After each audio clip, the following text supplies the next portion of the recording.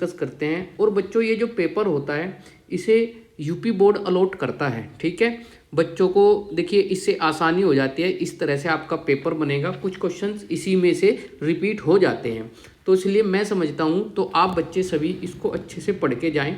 तो पहला क्वेश्चन देखिए, बहुविकल्पीय क्वेश्चन है। बाबू गुलाब राय किस युग के लेखक हैं? बाबू गुलाब राय किस युग के लेखक हैं? भारतेंदु युग, द्विवेदी युग, शुक्ल युग, शुक्लोत्तर युग।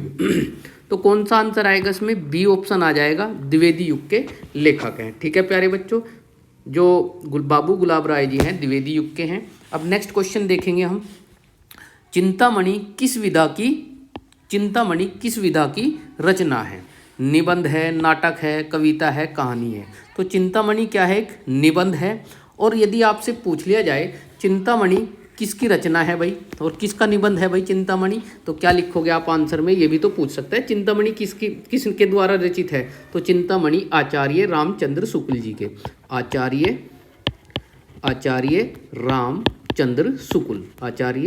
रामचंद्र शुक्ल, ठीक है प्यारे बच्चों। तो ये ध्यान रखना है, चिंतामणि किसकी रचना है, किसका निबंध है? चिंतामणि जो है आचार्य रामचंद्र शुक्ल जी का है। तो नेक्स्ट चलिए अब क्वेश्चन। अब नेक्स्ट क्वेश्चन जो है आपका, गबन किसकी रचना है? गबन किसकी रचना है भाई? मुंशी प्रेमचंद्र की। गबन किसकी रचना है? मुंशी प्रेमचंद्र की। और यदि आपसे ये भी तो पूछ सकता है गबन उपन्यास है, नाटक है या कहानी है, तो गबन एक क्या है भाई? गबन जो है एक उपन्यास है। क्या है भाई? उपन्यास है। ये ध्यान रखना है आपको, गबन उपन्यास है। और किसका उपन्यास है? मुंशी प्रेमचंद जी का। अब नेक्स्ट देखिए आगे, आप नेक्स्ट क्वेश्चन देखिए। शुक्ल युग की समय अवधि है, शुक्ल युग की समय अवधि है 1936 से 1943 तक, या फिर 1919 से 1938 तक, या फिर 1900 से 1918 तक, या फिर उपरोक्त में से कोई नहीं। तो इसका आंसर क्या जाएगा बच्चों? 1919 से 1938, इसका बिल्कुल करेक्ट आंसर है, ठीक है। शुक्ल युग जो है क्या होता है भाई? 1900 से लेके 1919 से लेके, ठीक है, शुक्ल युग 1919 से लेके 1938 तक, ठीक है बच्चों। ये 1938 तक जाएगा, ठीक है प्यारे बच्चों। तो यहाँ पे देखिए अब आगे नेक्स्ट क्वेश्चन देखिए। नेक्स्ट क्वेश्चन, नीड का निर्माण, ठीक है भाई, नीड का निर्माण फिर किस विधा की रचना है? जीवनी है, आत्मकथा है, साक्षात्कार, भेंटवार्ता है, या रेखाचित्र है। तो नीड का निर्माण जो है किस विधा की रचना है बच्चों? आत्मकथा। किसकी है भाई? आत्मकथा, ठीक है। नीड का निर्माण जो है वो किसकी रचना है भाई? किस विधा की रचना है? आत्मकथा। और ये किसने लिखी भाई नीड का निर्माण? ये नीड का निर्माण जो है भाई किसने लिखी भाई आत्मकथा? ये लिखी हरिवंश राय बच्चन ने। किसने लिखी? लिखेंगे हरिवंश राय बच्चन, ठीक है प्यारे बच्चों। तो ये ध्यान रखना है, नीड का निर्माण किसने लिखा है भाई? हरिवंश राय बच्चन। अब नेक्स्ट चलिए आगे देखिए। प्रिय प्रवास किस युग की रचना है? द्विवेदी युग, भारतेंदु युग, या प्रगतिवादी युग, या छायावादी युग, ठीक है प्यारे बच्चों। तो प्रिय प्रवास जो है द्विवेदी युग की रचना है। प्रिय प्रवास द्विवेदी युग की रचना है। और किसकी है भाई? अयोध्या सिंह हरिओद की है भाई, ठीक है भाई। किसकी रचना है भाई प्रिय प्रवास? अयोध्या सिंह हरिओद की है भाई। किसकी है भाई? अयोध्या सिंह हरिओद। अब नेक्स्ट क्वेश्चन चलेंगे, देखिए ध्यान से पढ़िए। प्रिय प्रवास किस युग की रचना है? अयोध्या सिंह हरिओद की है। और किस युग की रचना है? द्विवेदी युग की रचना है। किसकी है भाई? द्विवेदी युग की रचना है। तो आगे नेक्स्ट क्वेश्चन देखेंगे अब हम। नेक्स्ट क्वेश्चन, मधुशाला किसकी रचना है? मधुशाला किसकी रचना है? रामधारी सिंह दिनकर की, हरिओद की, हरिवंश राय बच्चन की, सुमित्रानंद पंत की। तो मधुशाला किसकी रचना है भाई? हरिवंश राय बच्चन की है। ये ध्यान रखना है आपको, मधुशाला किसकी रचना है? हरिवंश राय बच्चन की। नेक्स्ट क्वेश्चन, भारत भारती किसकी रचना है?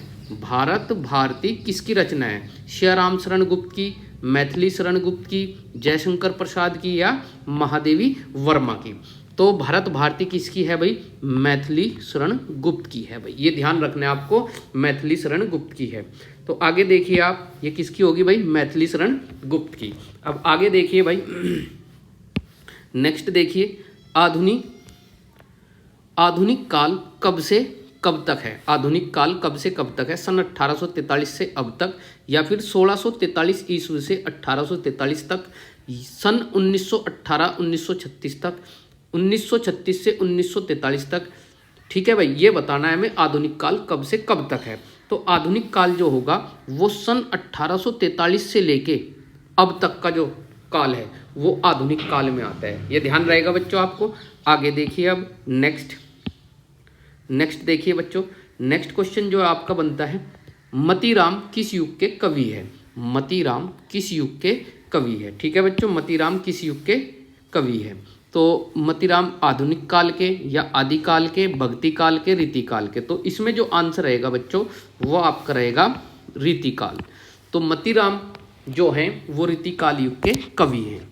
आगे चलिए नेक्स्ट क्वेश्चन, हास्य रस का अस्थाई भाव। हास्य रस का अस्थाई भाव क्या होता है भाई? हास होता है। आप सबको पता होगा इस क्वेश्चन का। तो हास्य रस का अस्थाई भाव हास होता है। और ये जो शोक होता है, शोक किसका होता है भाई? करुण रस का। शोक किसका स्थायी भाव होता है? करुण रस का। और रति किसका होता है भाई? रति किसका होता है? रति होता है आपका श्रृंगार रस का। किसका भाई? श्रृंगार रस का। ठीक है भाई। और निर्वेद किसका होता है भाई? निर्वेद होता है आपका शांत रस का। शांत रस का, ध्यान रहेगी बात, शांत रस का। तो हमसे पूछा था हास्य रस का स्थायी भाव। हास्य रस का स्थायी भाव क्या होता है? हास होता है। ठीक है भाई। आगे चलिए नेक्स्ट चलिए। अब यहाँ पे देखिए, ये एक वो दे दिया, सोहत ओढ़े पीत पट श्याम सलोने गात, मनो नीलमणि शैल पर आतप परियो प्रकाश। उपरोक्त पंक्तियों में कौन सा अलंकार है? उपमा अलंकार है, उत्प्रेक्षा अलंकार है, रूपक अलंकार है, श्लेष अलंकार है? तो इसमें आंसर किसके साथ जाएगा बच्चों? वो जाएगा उत्प्रेक्षा अलंकार के। क्यों जाएगा उत्प्रेक्षा अलंकार के?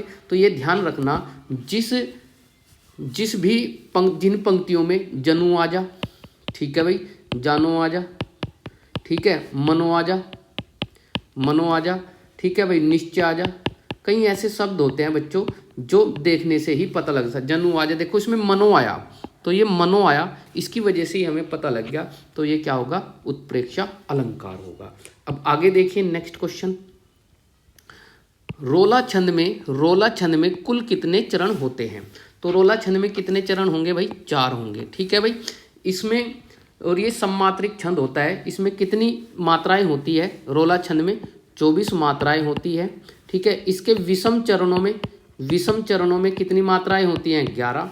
और सम चरणों में कितनी मात्रा होती है? 11 होती है ना। सम चरणों में होती है इसकी 13 मात्राएं। ठीक है भाई। तो ये ध्यान रखना है आपको। अब नेक्स्ट चलिए आगे, नेक्स्ट क्वेश्चन, आकर्षण शब्द में किस उपसर्ग का प्रयोग किया गया है? वी का, मान का, या आ का, या अक का? तो आकर्षण शब्द में आ का प्रयोग हुआ भाई। ठीक है। आ का उपसर्ग लगा हुआ है। ठीक है, आ उपसर्ग लगा हुआ है। अब नेक्स्ट आगे देखिए नेक्स्ट क्वेश्चन, रचना के आधार पर वाक्य के कितने भेद होते हैं? रचना के आधार पर वाक्य के 3 भेद होते हैं। 3 कौन कौन से भाई? सरल वाक्य, पहला तो सरल वाक्य हो गया आपका। फिर दूसरा वाक्य होता है जो आपका मिश्र वाक्य, मिश्र या संयुक्त वाक्य। ठीक है भाई, संयुक्त वाक्य। एक और होता है बच्चों, अभी दिमाग में नहीं बन रहा है, तो नेक्स्ट देखेंगे। अब आगे देखिए, पीताम्बर में कौन सा समास है? पीताम्बर में कौन सा समास है? कर्मधारय समास, द्वंद्व समास, बहुवीर्य समास, तत्पुरुष समास। ठीक है बच्चों। पीताम्बर में कौन सा समास होता है? बहुवीर्य समास। ठीक है भाई। पीताम्बर में कौन सा समास होगा? बहुवीर्य समास। आंसू का तत्सम रूप, ये तीसरा जो है आप खुद लिखोगे। आंसू का तत्सम रूप है अश्रु, अंशु, रोना, आंख। तो आंसू का जो तत्सम शब्द होगा वो अश्रु होगा। नेक्स्ट देखिए, कृतवाच्य में किसकी प्रधानता होती है? कृतवाच्य में किसकी प्रधानता होती है? कर्तवाच्य में कर्ता की प्रधानता होती है, ये ध्यान रखना है आपको। कर्तवाच्य में कर्ता की प्रधानता होती है, ये ध्यान रखना है। अब आगे देखिए, ताभ्य शब्द में ताभ्य शब्द में किस वचन में वचन एवं विभक्ति है? तो वचन षष्ठी विभक्ति एक वचन, सप्तमी विभक्ति द्विवचन, षष्ठी विभक्ति बहुवचन, चतुर्थी विभक्ति बहुवचन। तो ये इसमें आ जाएगा, ताभ्य शब्द में क्या आ जाएगी? चतुर्थी विभक्ति और बहुवचन आ जाएगा। अब नेक्स्ट क्वेश्चन जो आखिरी का क्वेश्चन है, निम्नलिखित में से सर्वनाम है, मनुष्य, बचपन, वह, इनमें से। तो सर्वनाम क्या होता है? वह। ठीक है भाई, तो वह सर्वनाम है इसमें। तो आपको अगर ये वीडियो अच्छी लगी हो तो वीडियो को लाइक और शेयर करें भाई। अब देखिए, आज हमने हिंदी का जो प्रैक्टिस सेट है वो किया, कल हम और प्रैक्टिस सेट लेके आएंगे, मैथ का भी और साइंस भी कराएंगे समय से। ठीक है प्यारे बच्चों, तो थैंक यू फॉर वॉचिंग। जय हिंद, जय भारत। मिलते हैं नेक्स्ट वीडियो में।